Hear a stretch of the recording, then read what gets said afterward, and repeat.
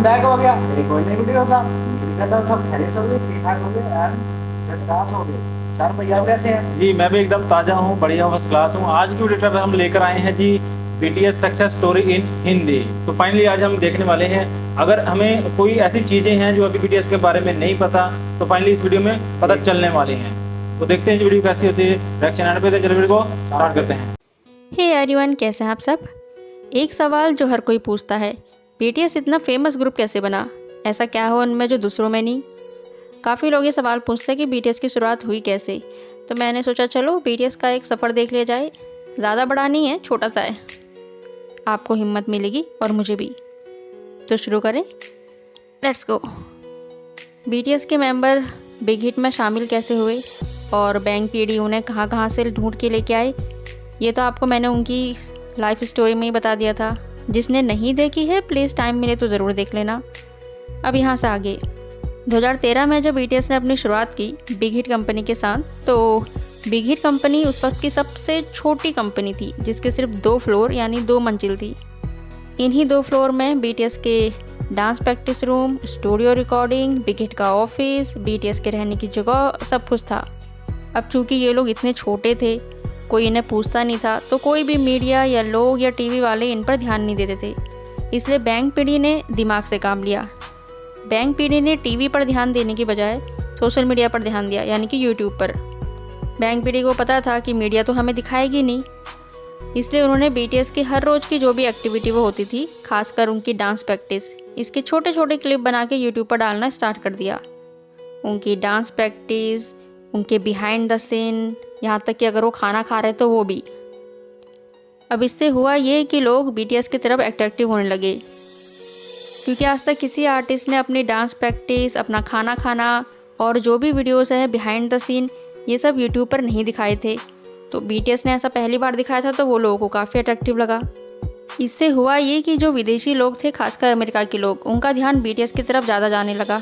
2014 में बीटीएस का boy in love song आया, जो कोरिया में बहुत फेमस हुआ। 2014 में ही बैंक पीडी ने बीटीएस को हिप हॉप सीखने के लिए अमेरिका भेज दिया। बीटीएस ने एक रियलिटी प्रोग्राम अमेरिकी हसल लाइफ में हिस्सा लिया। यहाँ बीटीएस ने डांस के साथ साथ काम भी किया। बिना काम किए बीटीएस को खाना नहीं मिलता था। बीटीएस ने सारे काम किए, उनकी बोट साफ की, टॉयलेट साफ किए, होटल के काम किए। और ये देखते हुए सबसे ज़्यादा बुरा मुझे जिन के लिए लग रहा था। जिन के लिए इसलिए क्योंकि वो अमीर फैमिली से थे, उनके घर में बहुत नौकर चाकर थे, लेकिन यहाँ उन्हें दूसरों की बोट, दूसरों की गंदगी साफ करनी पड़ रही थी। एनीवे, अब चूँकि बीटीएस का बिहेवियर इतना पोलाइट और अच्छा था, जिसे देखकर लोग बहुत खुश थे उनसे, तो लोग उन्हें और ज़्यादा पसंद करने लगे। 2015 में बीटीएस का आई नीड यू सॉन्ग आया, सुना होगा मेरे ख्याल से आपने। इस सॉन्ग के लिए बीटीएस को SBS MTV का अवार्ड मिला, जो बीटीएस का फर्स्ट अवार्ड था। 2016 में बीटीएस को ब्लड स्वीट टीयर्स के लिए मामा अवार्ड का आर्टिस्ट ऑफ द ईयर का अवार्ड मिला था, पर इसे हम ज़्यादा मेंशन नहीं करते, क्योंकि उस टाइम पर बीटीएस का जो कंपटीशन था, जो उसके साथ जो दूसरे ग्रुप नॉमिनेट हुए थे, उसमें ब्लैक पिंक और एक्सो भी थे। और बीटीएस ब्लैक पिंक और एक्सो के फैंस की बिल्कुल भी नहीं बनती, और उस वक्त तो बिल्कुल नहीं बनती थी, कट्टर दुश्मन थे एक दूसरे के। तो जब 2016 में पहली बार बीटीएस को मामा का आर्टिस्ट ऑफ द ईयर का अवार्ड मिला, तो लोगों ने, खासकर एक्सो और ब्लैक पिंक के फैंस ने, ये कहना शुरू कर दिया कि चार्ट में यानी वोटिंग में हेर फेर हुई है, बीटीएस कैसे जीत सकता है, ये गलत वोटिंग हुई है। बैंक पीडी और बीटीएस पे कई तरह के धोखाधड़ी के इल्ज़ाम उस वक्त लगे थे, पर रियल लोग जानते हैं कि बीटीएस ने इस सॉन्ग के लिए कितनी मेहनत की थी। ये बीटीएस का पहला आर्टिस्ट ऑफ द ईयर का अवार्ड था, पहला एक बड़ा अवार्ड था जिससे उनको भी यकीन नहीं हो रहा था। ये देखना कैसे हैरान हो गए सब। और सुगा तो पहली बार किसी ने स्टेज पर सुगा को इतना रोते हुए देखा है। खैर, अब चूंकि बीटीएस को भी अवार्ड मिलने लगे थे, तो वो भी फेमस और थे, तो अब टीवी शोज़ वाले भी बीटीएस पर ध्यान दे रहे थे और उन्हें अपने प्रोग्राम में बुला रहे थे। पर ये टीवी प्रोग्राम वाले ये आर्टिस्ट की बिल्कुल कदर नहीं करते।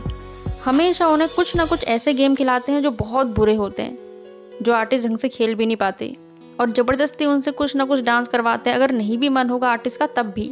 ये देखो, यहाँ शुगा को सेक्सी डांस करने को बोल रहे हैं, जो कि उन्हें बिल्कुल पसंद नहीं है। और जिन तो बेचारे ऐसे डांस कर करके अपने घुटने पर ही दर्द करवा रहे हैं। इन सब रीज़न की वजह से बैंक पीडी ने खुद का यानी बीटीएस का खुद का वैरायटी शो बनाने की सोची। तो अगस्त 2015 में बीटीएस गयो शो की शुरुआत हुई।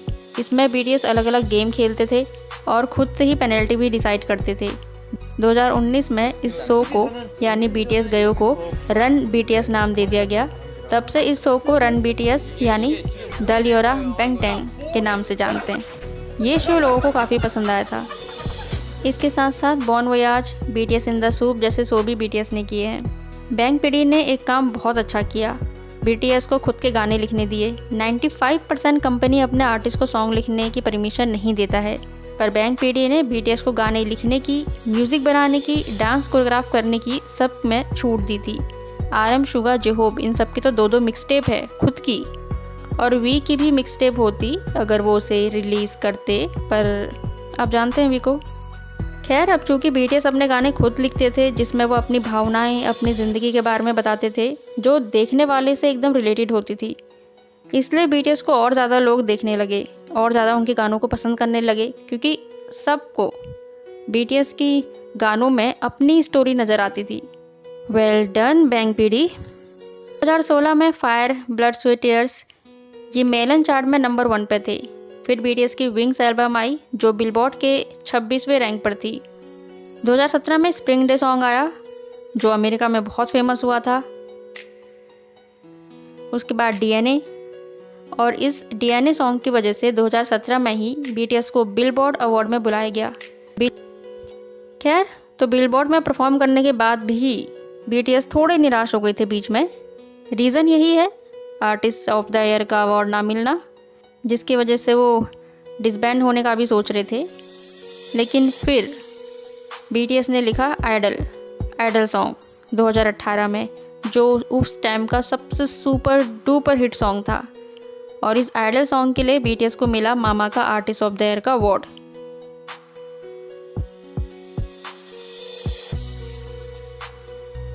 यहाँ से स्टार्ट हुई बीटीएस की असली जीत।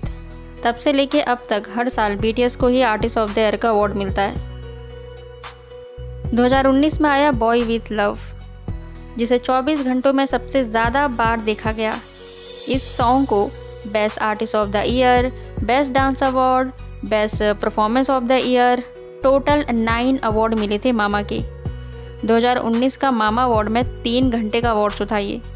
इन 3 घंटों में से 1.5 घंटे सिर्फ बीटीएस की ही परफॉर्मेंस थी, वो भी इतनी ज़बरदस्त कि पता ही नहीं चल रहा था कि अवार्ड शो है या कॉन्सर्ट है।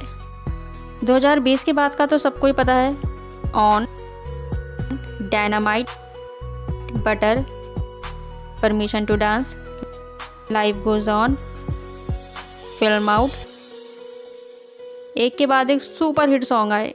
2021 में बीटीएस को बटर सॉन्ग के लिए AMA यानी अमेरिकी म्यूज़िक अवार्ड का best artist of the year का अवार्ड मिला था। बीटीएस ऐसा पहला एशियन ग्रुप था जिन्हें ये अवार्ड मिला। 2021 में ही डायनामाइट सॉन्ग के लिए बीटीएस का नाम ग्रैमी में नॉमिनेट हुआ, पर वो जीत नहीं पाए। साथ ही बीटीएस ही वो पहला कोरियन बैंड है जो वाइट हाउस गया है और अमेरिकी प्रेसिडेंट से मिला है।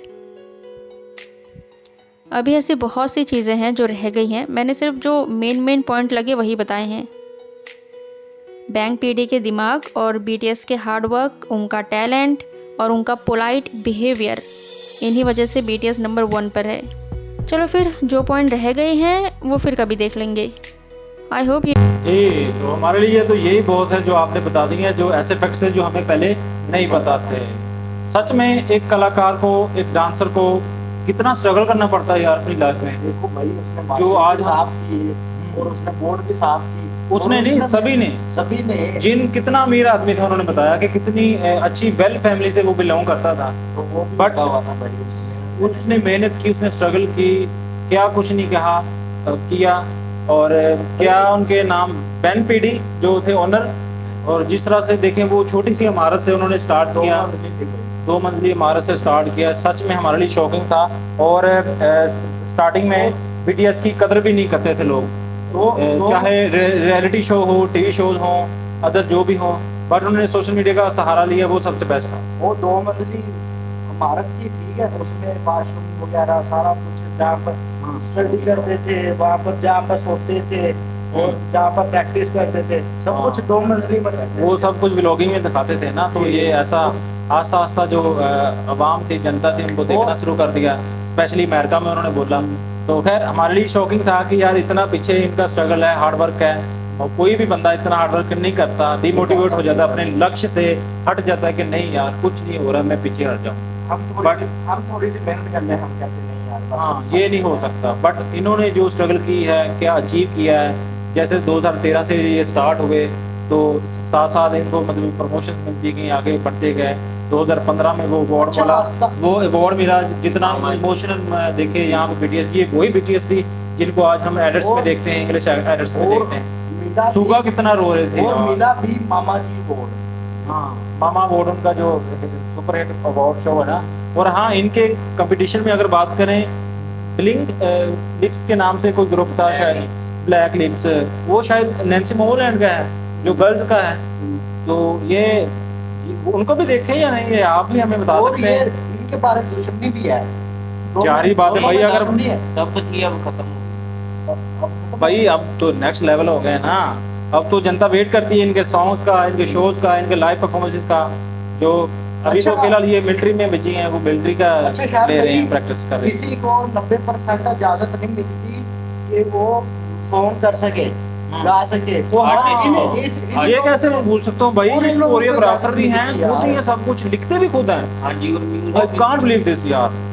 और इनको इजाजत मिलती है। बहुत यार, इतनी एज में ये कैसे लिख लेते होंगे, इनकी बुद्धि कैसे काम करती है यार, सच में मेरे लिए शॉकिंग है।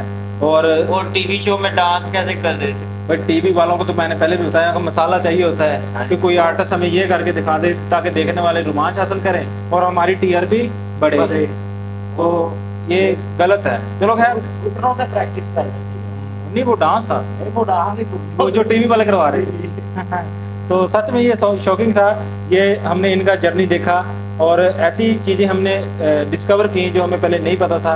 और इनमें जो ये लास्ट 2015 में शो इन्होंने दिखाया, वो भी हमने उसके ऊपर रिएक्शन दे चुके हैं। और सच में इतना 1.5 घंटा तक इन्होंने परफॉर्मेंस दिखाई, स्टिल खड़े हो गए यार, ये भी काबिल दीद है। 3 घंटे में से 1.5 घंटा 1.5 घंटे लोगों ने लगाया, हाँ। टीमों ने 1.5 घंटा। और हाँ, इनके तो सॉन्ग्स भी हैं भाई, हमें तो पता ही नहीं है।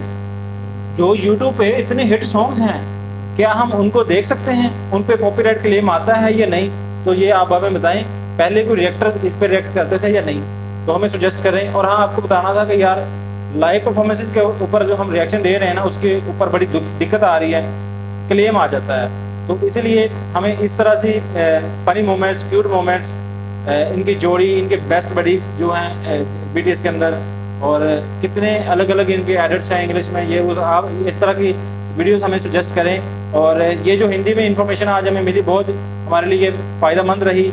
और अभी कोई और भी और हमें चीजें सीखने को मिली हैं, और भी कोई वीडियो है तो हमें बता दें, हम जरूर देखेंगे। So this is the end video. अपना बहुत सारा ख्याल रखें, मिलते हैं नेक्स्ट वीडियो में। ठीक है।